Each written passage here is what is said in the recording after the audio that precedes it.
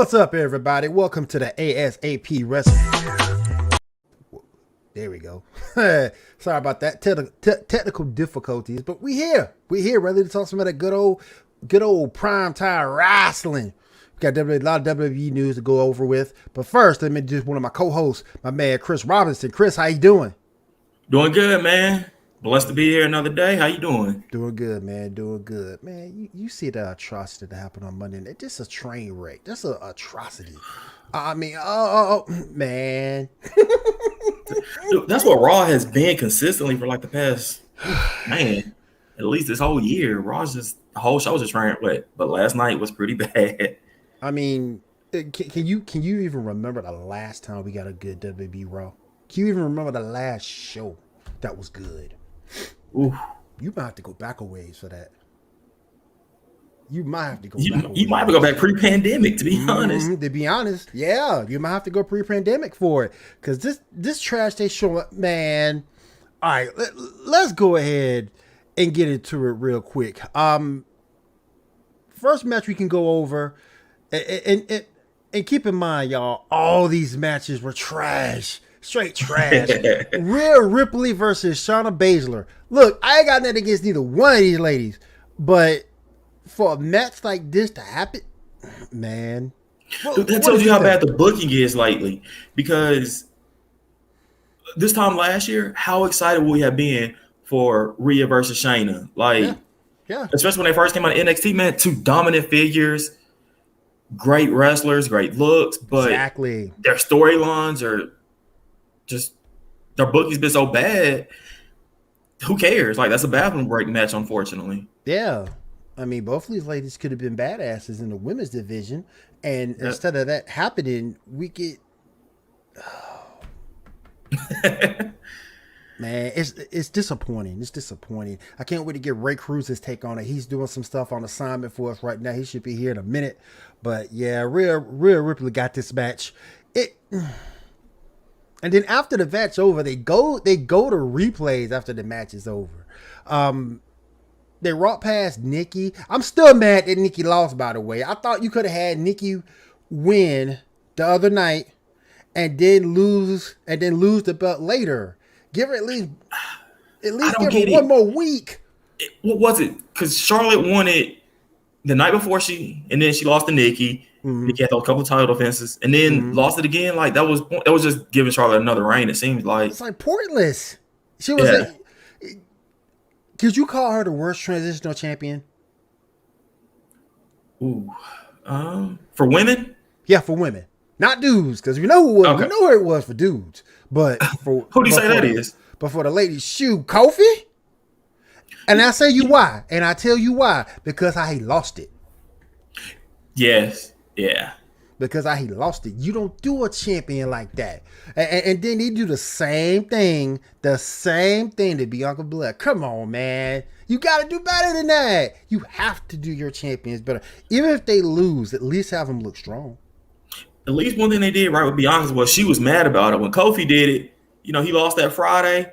The next week he was throwing pancakes again. Like, come on, man. Go get your belt back. Yeah, get your belt. Or your title. I can't say belt. Get your title. Oh, yeah, don't do that for real. You get all the marks mad at us. But get your title back. Man, he didn't get no rematch. He do a rematch. Well, yeah, because it took till he just fought Lashley at Money in the Bank for his rematch. Mm-hmm. And once again, he got dominated. Oh, my goodness. Let's move into the second match. We got the Viking Raiders versus Veer and Jinder Mahal. I'm about sick of Jinder Mahal, man. I'm about sick of Jinder. I know he has a fan base. Don't get me wrong, but I'm about tired of him, man. Look, if you go back and you look at him, he's not that great of a wrestler. To me, he's not, and he doesn't look natural in the ring to me. He's slow, methodic, plodding.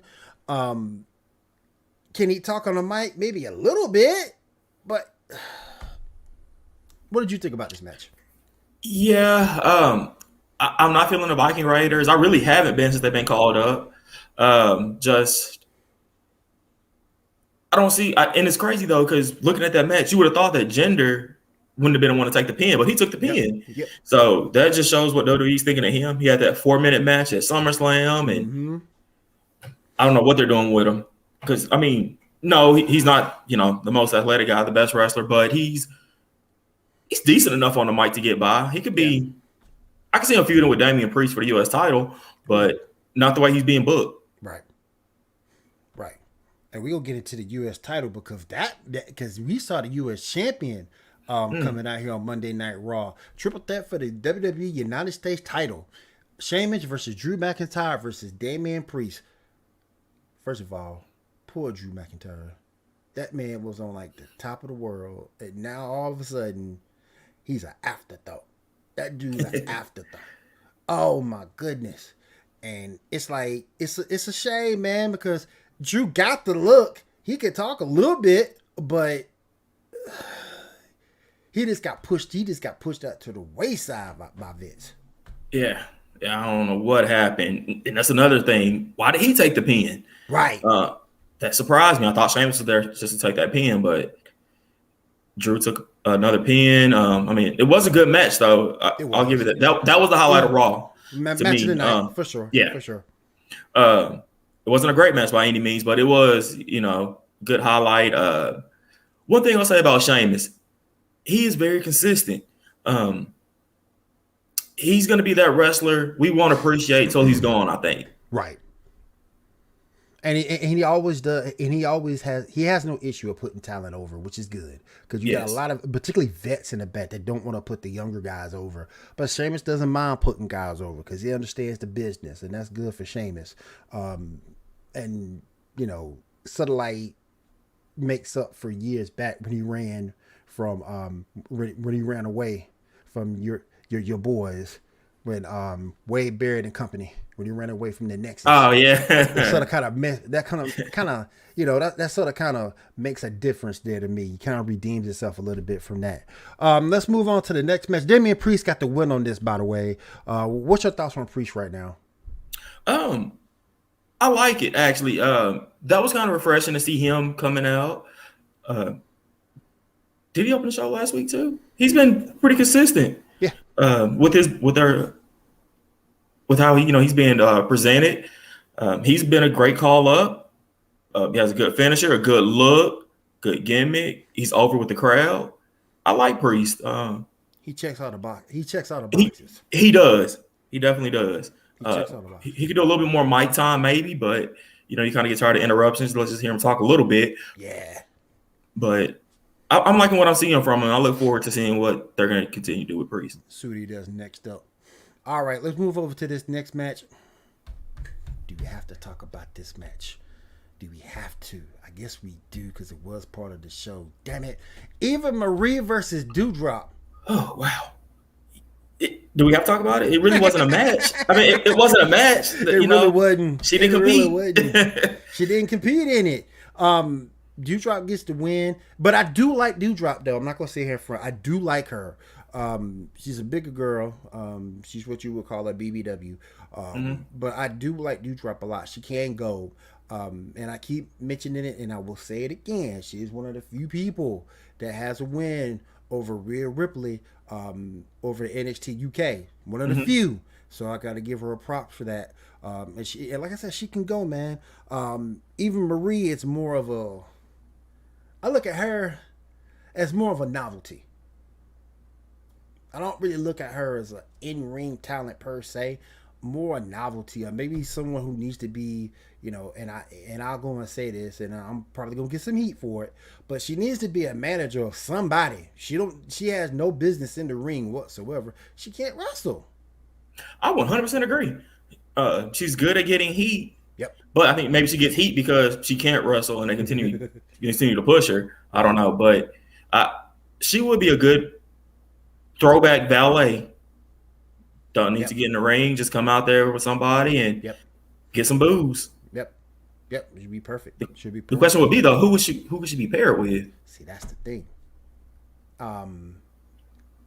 Because back in the day, you could have made someone to be sort of kind of narcissistic, so to speak, think of themselves very, very highly.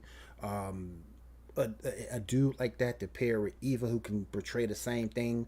They could play off each other, so to speak. But there's really nobody right now that you can do that with. Mm-mm.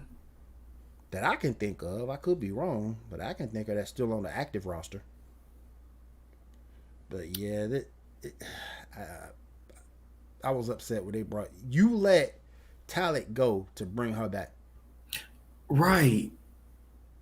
Don't make no sense to me. And nobody was missing Eva Marie. Nobody was missing her. We could care less about Eva Marie. Let's move over to the next match: Karrion Kross versus Carillo. Man, I wasn't feeling this match either. Kross got the win with the Doomsday Suplex into the cross jacket submission. But do you like Kross? You know what? I have not. I didn't care for him in NXT. I don't care for him on the main roster. I mean, I can see why people would, but not since he's been called up. You know, he lost his debut match, lost the lead, and whatever he's wearing now, the Demolition cosplay, it's not working. He's missing Scarlett. Big time. Yeah. Big time. I'm not feeling him. I forgot Carillo was still on the roster, to be honest. Right. Yeah. He's been so quiet and not really seen. Probably wrestling a bunch of dark matches. Yeah, sure. Probably. How'd you feel about him? About Kross? He's just okay. Because Vince takes these guys from NXT where they're perfectly placed and just ruins them. He just ruins them. He changes up everything that made them what they are. And that's why Vince needs to get away from this thing, because he's taking NXT talent and running it when they get up to the main roster. They should be just as hot as they were in NXT and should be put over as such. And he doesn't do it. I don't know if he's hating on Triple H for being successful down in NXT. I don't know. But those guys, Vince needs to do a better job of showcasing them when he get called up. Because if you go back and look at it, Keith Lee, another dude, for example, he's having a hard time on the main roster because Vince took all that heat off of him, talking about he needs to get better in developmental.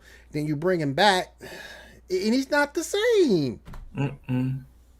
He's not the same, and it's frustrating. It's very, very frustrating because that guy, we all know Keith Lee can go. We all know that, and he should be showcased and highlighted as much as possible. Kross the same, but when Vince gets a hold of him, it's a totally different ball game. And that's why I say Vince needs to, if he's going to sell it, now it's a perfect time to sell it. Perfect time to sell it. All right, let's move over to our next match. Another match I want to talk about. Charlotte, Raw Women's Champion, Charlotte Flair versus Nia Jax. The overuse and the person who hurts you. I'll leave it at that to be nice about Nia Jax. She's injured a lot of people in the ring, man. Man, I she was trying to. It looked like she may have been intentionally trying to injure Charlotte last night. Did you catch some of those stiff shots? Yeah, she was getting them in. Yeah, she was laying them in. I've never seen that. I've never really seen that from her before. Now because those looked intentional. At first, I thought it was just chemistry issues, but like looking at it, nah, that was just like. They were really trying to go at each other, seemed like. Really trying to go at one another.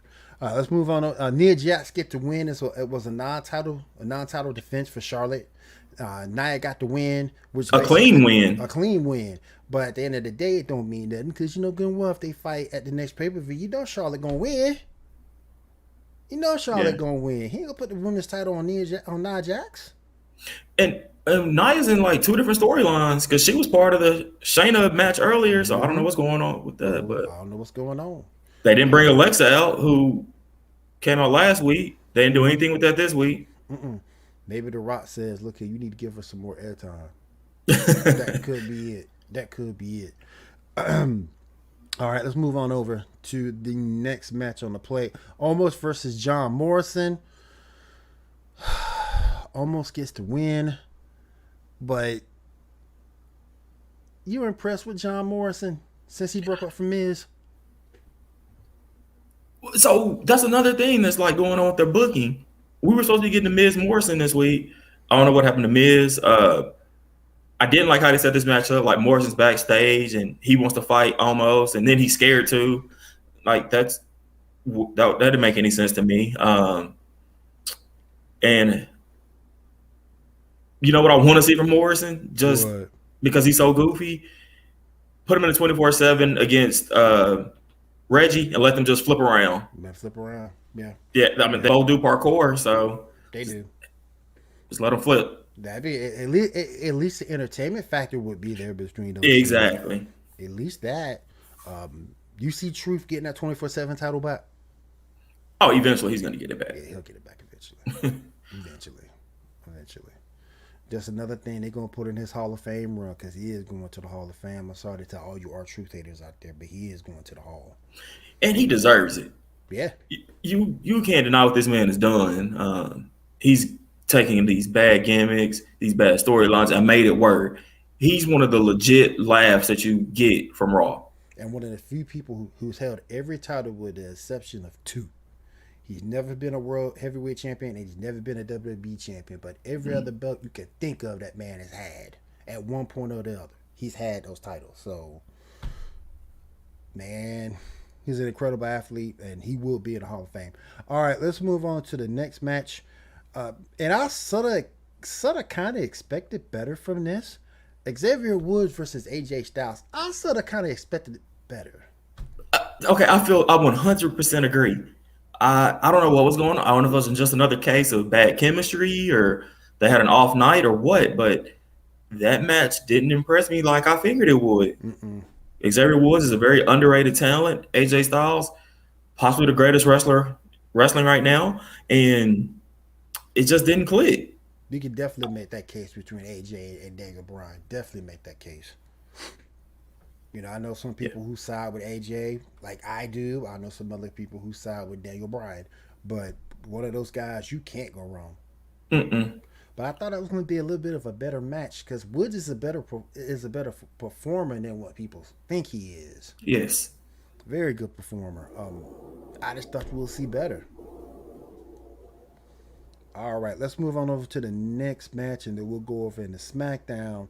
Raw Tag Team Title match. Bobby Lashley, MVP, versus Riddle and Randy Orton. The match did what it was supposed to do, I guess. It gave RK Bro a title defense. It gave them a win. You know, AJ Styles and Omos are wanting their titles back. It did what it needed to do. Lashley looked dominant, as he should. I was kind of shocked to see that RKO at the end. I don't know if they're going to do anything with that, but maybe it's going to be Randy versus Lashley. I hope not, because he needs to focus on the tag team title. But exactly, I agree. But I don't think his heavyweight championship wrestling days are done though, because Randy Orton is definitely up there in order to be a threat to any title. And I don't think, if you put him in a right circumstance, he can definitely be a world champion one more time. Yeah, Ric Flair said this weekend that if somebody breaks his record, he wants it to be Orton. Yep, he did. He went down to NWA this weekend and was talking about that. And man, that's a great thing to see Ric Flair back in the NWA ring after all these years. Man, that's amazing. He's the guy who can teach so much, and you're gonna put him around that young talent down there, and you get the Natural Treasure, Nick Aldis, even some of the female wrestlers down there. He can actually teach a lesson to him and Mickie James. So NWA is gonna be on the come up, and and the winner of that match was Riddle and Randy Orton. I wonder how long it's gonna be before Randy Orton turns his back. You always gotta see that coming with Randy. And that's why I think it's going to be Riddle, just to catch it off guard. I think I'll probably be wrong. I like that thinking. But I think it's going to be Riddle who's going to say he learned from Randy and strike first. I don't know if they can build that up for a WrestleMania match. I don't know if they could either. That'd be interesting. That would be interesting. All right, let's head on over to Friday Night SmackDown, the best show that this man has going on right now. Even though I am sick of head of the table, hey, I got to give it his due. At least fans seem to gravitate toward Roman Reigns a little bit. They love the head of the table. They love the fact that Usos the tag team champions. That's something I was saying for a minute. If you're gonna make this work, incorporate all three together and let them be champions, and that way, it somewhat makes sense. I agree with Ray though that this head of the table with Roman Reigns, it doesn't identify with me. I'm not Samoan. Ray's not Samoan. You're not Samoan, so it just doesn't vibe out to me the way it does to some people. Because your best storylines are the ones that fans in general can get behind, stuff that's relatable to them. And the head of the table, we weren't raised like that, so it really doesn't apply to us. As a fan, it's great. Like, I'm enjoying seeing Roman in his heel role. He's making the best of it. He's entertaining. He's cutting great promos. You can tell he's enjoying himself. He's having freedom with it. But I do get what you're saying. It on a personal level, no, I don't care. Yeah. But as a wrestling fan, this has my attention. It's great TV. And they're not actually dominating the show with it like you would think. I mean, people love this. Like on Raw, how many Arcade Bro segments do you see throughout the show? Yeah. I mean, yeah, they may have a backstage segment with Paul Heyman, but it's not just all over the show. Right. So, I'm enjoying it. I look forward to seeing where they're going to go. I just don't know who can realistically take that title off Roman. It won't be Brock. No. It won't be Brock. We all know it's not going to be Brock. Vince just did that for a quick buck. He just did that for a quick buck. So it won't be Brock. We already know that. Hopefully they can put a good match together, though. Oh, yeah. Roman going to have to carry him. Roman going to have to carry him. All right, man, it's going to be a different dynamic with the heel Roman and face Brock. Yep. And I wonder if Paul E has something to say about it. We'll see. I don't think Paul will turn on Roman, but you never know. That's the thing about Heyman. You will never know. You will never know. You will never know if he turns. All right, let's get into this. Let's get into the Friday Night SmackDown matchup. Number one contenders. It's a 4-way elimination match. Bianca Belair versus Carmella. Can't stand Carmella. Versus Liv Morgan versus Zelina Vega. And the winner of this match, and it better have been Bianca Belair. Belair. She deserves it, man. Particularly, they did her dirty with Becky, man. They did a slap dirty. Yeah. It was a great match. Not a great match, I'm sorry. It was a great win for Bianca. She deserved it. Like you said, I like to see she was dominant as she should have been. But yeah, man, that SummerSlam decision was just... It's not even that she lost. It's how she lost. Mm-hmm. Like 26 seconds. I mean...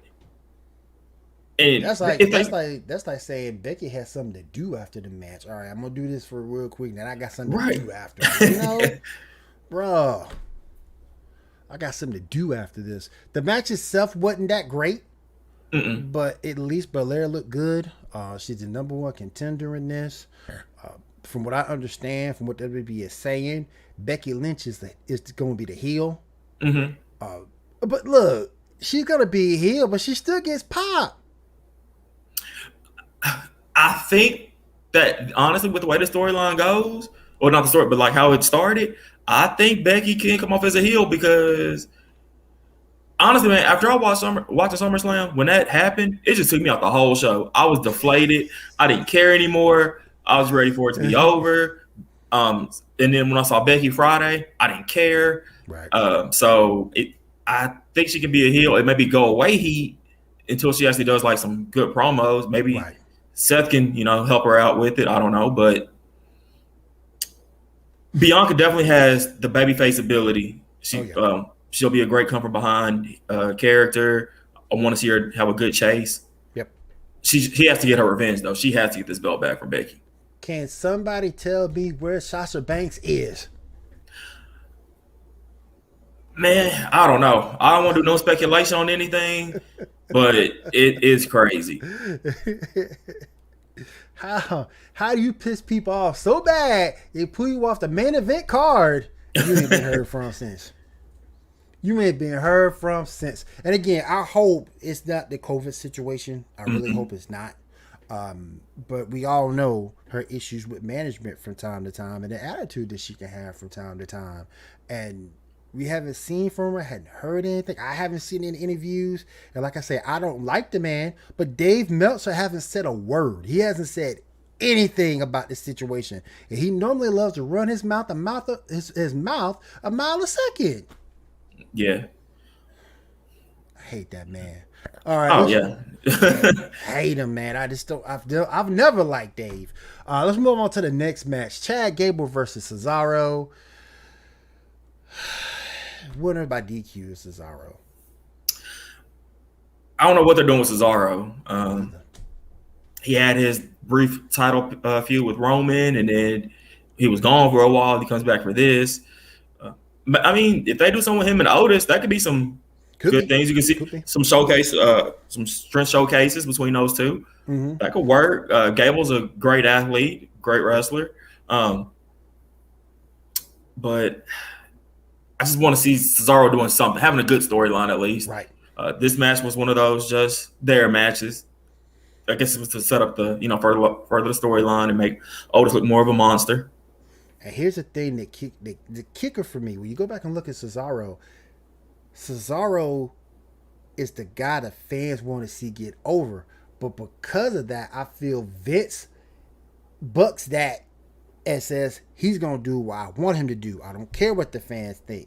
I want him to be this, that, the other. I don't think he's that dude that can quote unquote grab that brass ring.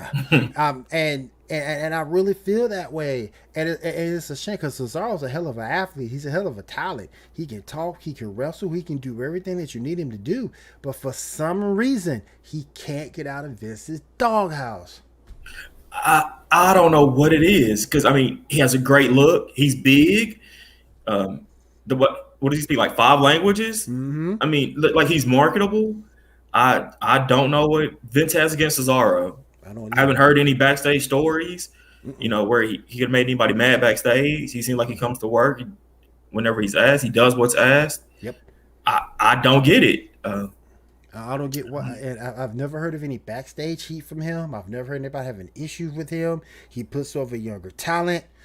He does everything you think that a wrestler should do, but for some reason he can't get out that doghouse, and it makes me upset because we are looking at a guy in his prime still. Mm-hmm. He's not over the hill by any stretch. He's still in his prime, and you just like a match here, a match there, a run here, a run there, and you have him sitting the bench the other times. And it's frustrating because you can do so much with him. And his moveset is so over. When he hits the spin or the swing, look how many people are in it. He does the UFO. Yep. People went crazy for it. I mean, this guy could be so over. He could be so big. It's just something Vince is not seeing in him. And look, if you put him in the ring with Roman and you have him go over, look, I don't care if this is a pay that they could have done with Mark Henry and Daniel Bryan.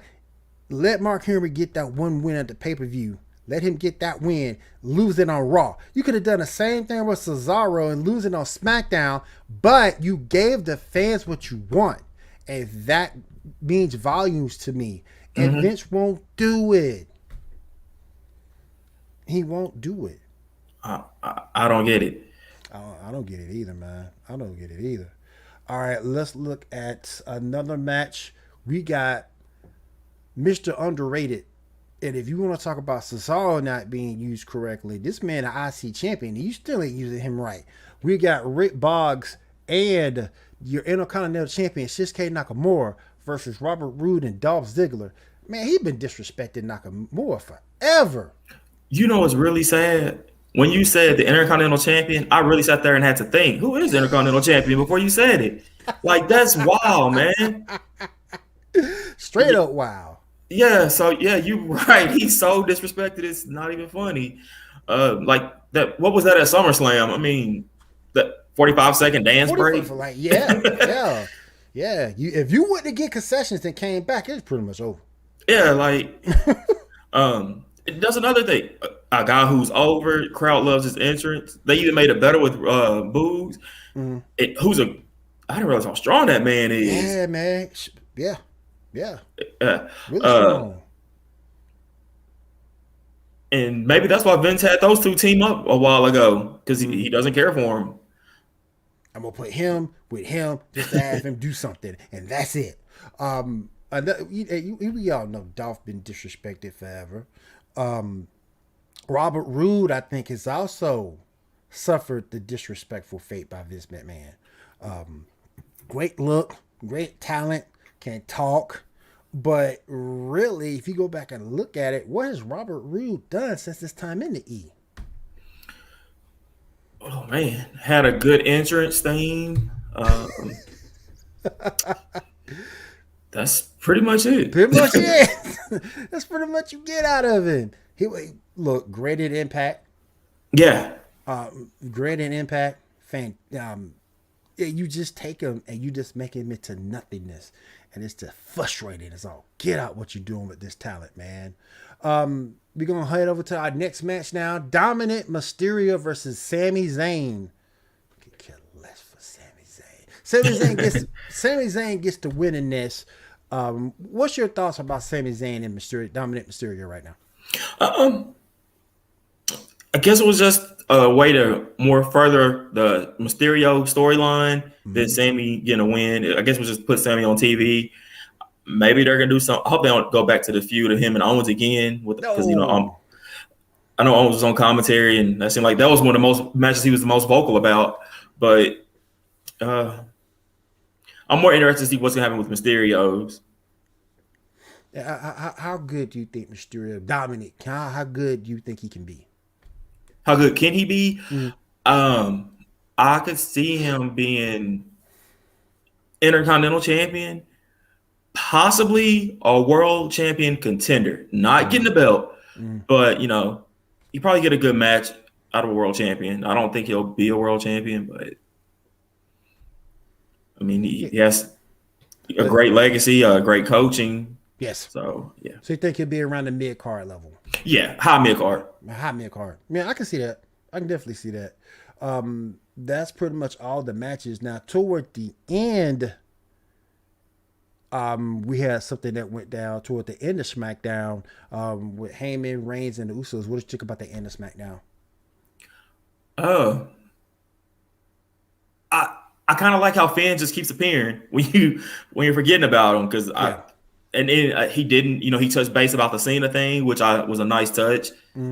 I'm liking to see what they're going to do with Finn.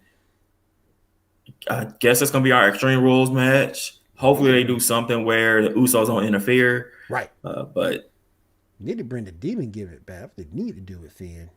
Say it again? They need to bring the demon gimmick back. That's what they need to do with Finn. Come on, man. Finn won the title, got hurt, and they just killed him from there. They didn't even try to build him back up off of injury. Which he could have easily done. And I guess it looks like the Street Profits are going to go for the tag titles. That's what they came out. That's what it looked like. What do you think about the Street Profits? I like them. Montez has... I feel like it's wrong to say it just because, there's been so many that are great, but I think Montez may have the best frog splash. I know. That's tough. The height he gets, he can rotate. It's just, man. He is up there. You right about that. He is up there. That's tough, man. That's tough. I like the Street Profits as a team, though. Yeah. I like them as a team. I think they're very hardworking. They're a very hardworking crew. Them and the Usos. Not saying you not tired of the New Day, but the New Day pretty much almost a thing in the past now. But I like the Usos, what they're doing. I like the Street Profits and what they're doing. They can definitely get the job done.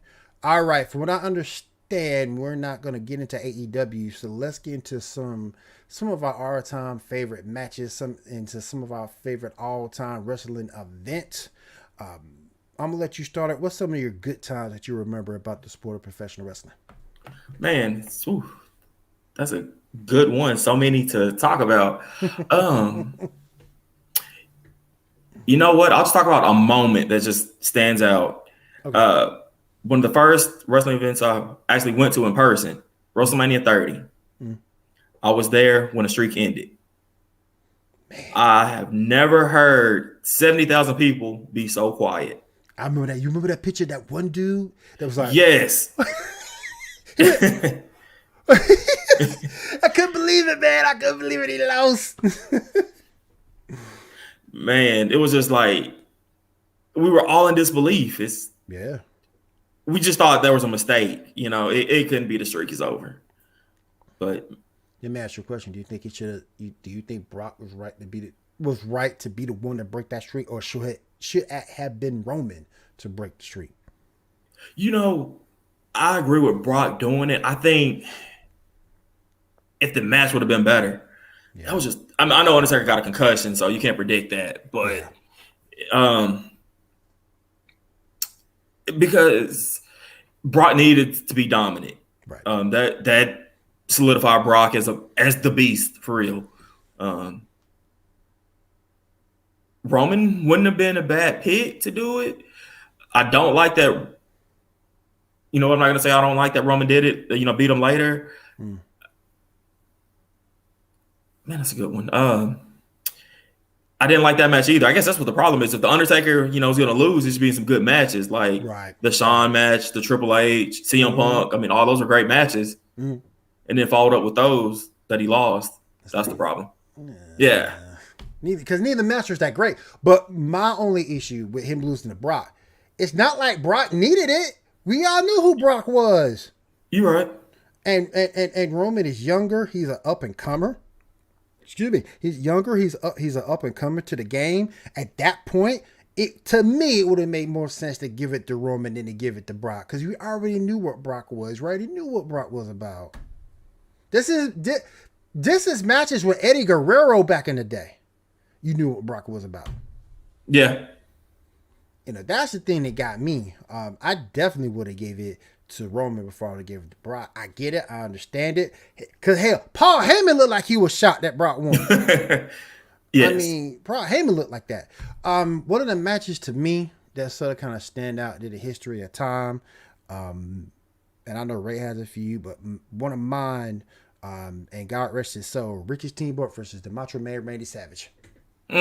Loved that match. That match was amazing. That match was incredible. Two athletic talents getting in there doing their thing, and that was at the height of Randy's career, and so much Steamboat's too. Yeah,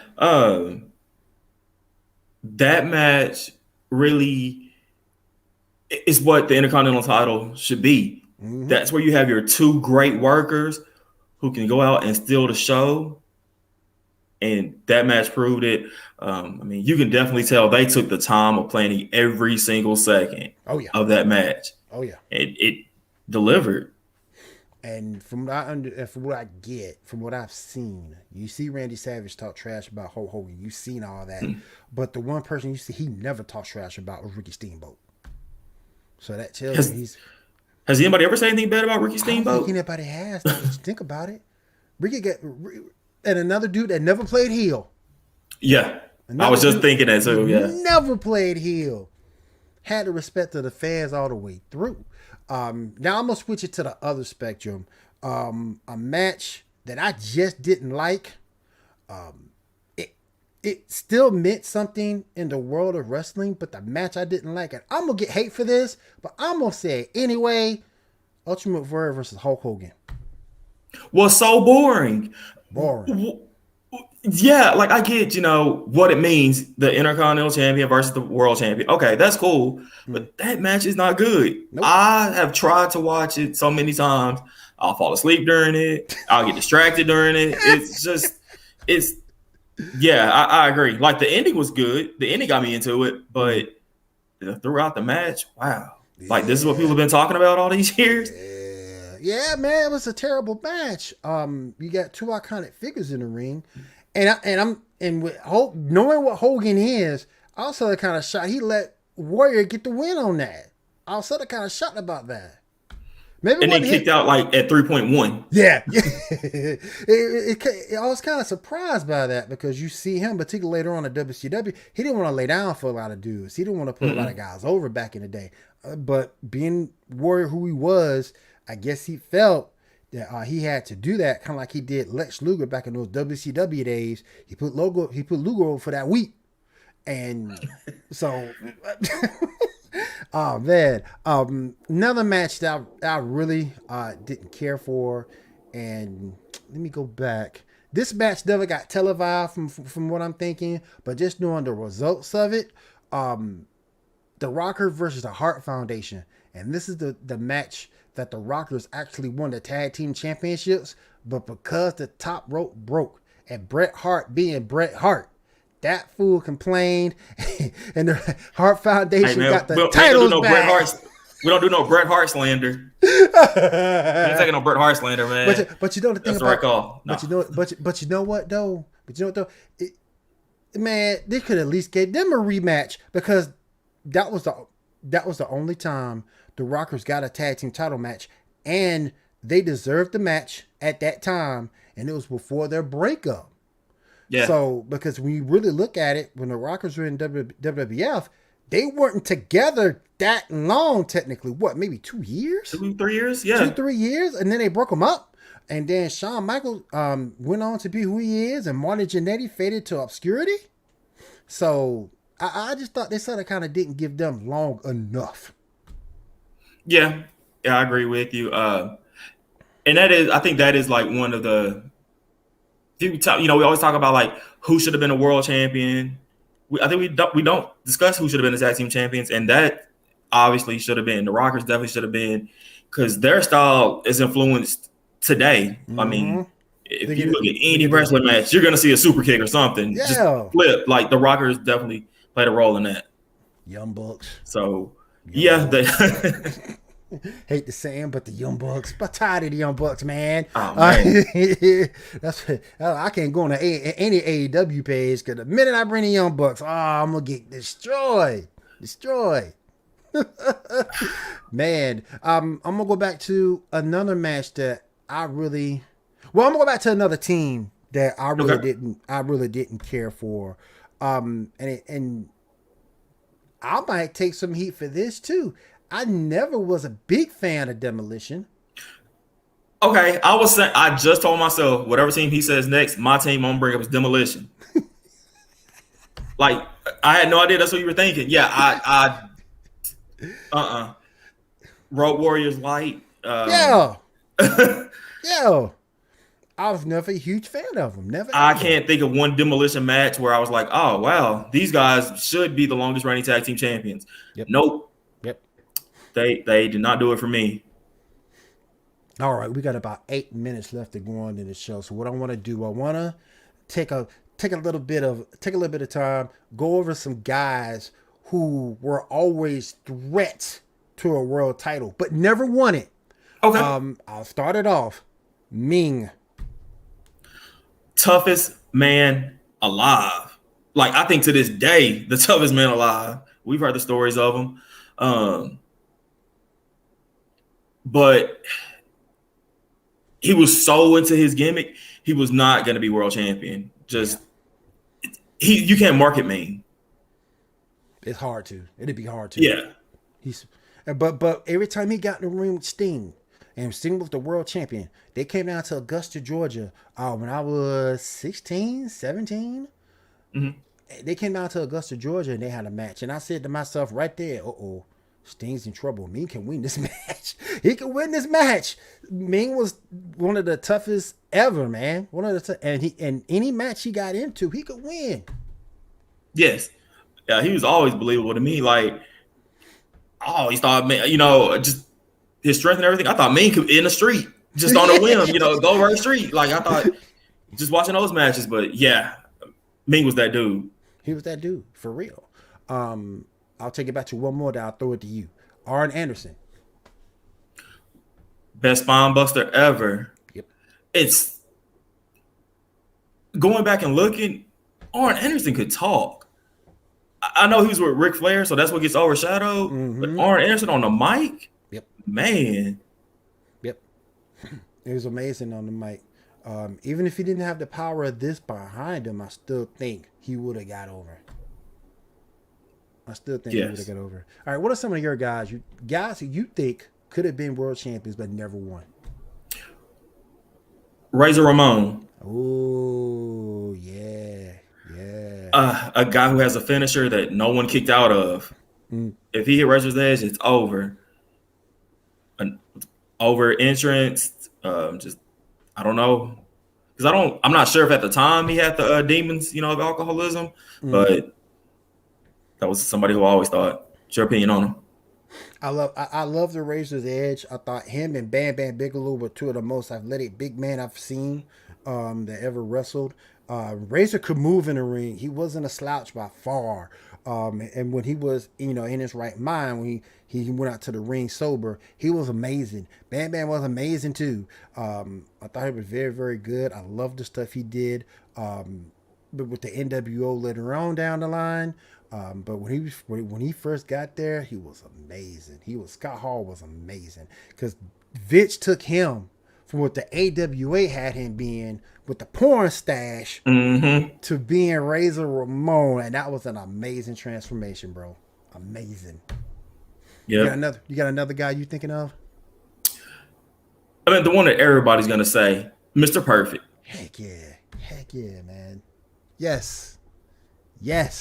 I ain't never gonna forget that match he had with Bret Hart. I ain't never gonna forget that match. Man. That was one match. That was a match that made me really appreciate who Mr. Perfect was. Yep. He was good at that gimmick. I couldn't stand him, but man, watching him wrestle, wow. Like, you have to be amazed. Yep.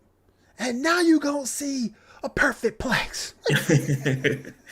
The entrance with the towel, spitting the gum, just everything this man did was just, there was no waste of motion in anything he did from as soon as he stepped behind that curtain. Like, it all made sense.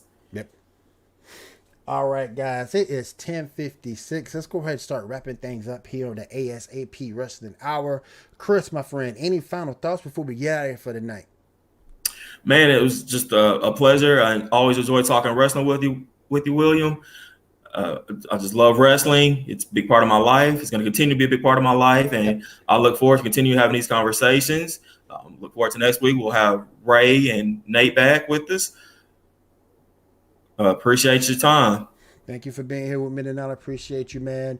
Don't forget to check out all shows on ASAP, All Sports All Players Network. We got you covered for everything. Football, basketball, baseball, pro wrestling, college football, college basketball, college baseball. We got you guys covered for everything right here on ASAP. Follow us on all our social media pages. Give us a like over on YouTube too. That's going to be it for me and Chris. Thank you for being here tonight. We'll see you guys again next week right here on ASAP Wrestling Hour. You guys have a great week. Have a safe week and take care.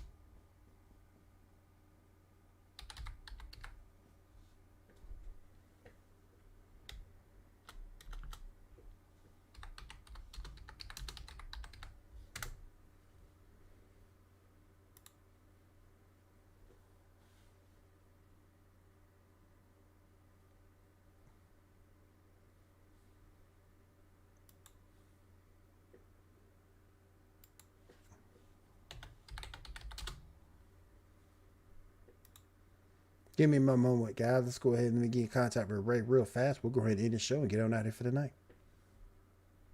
Hate dead air. Hate it.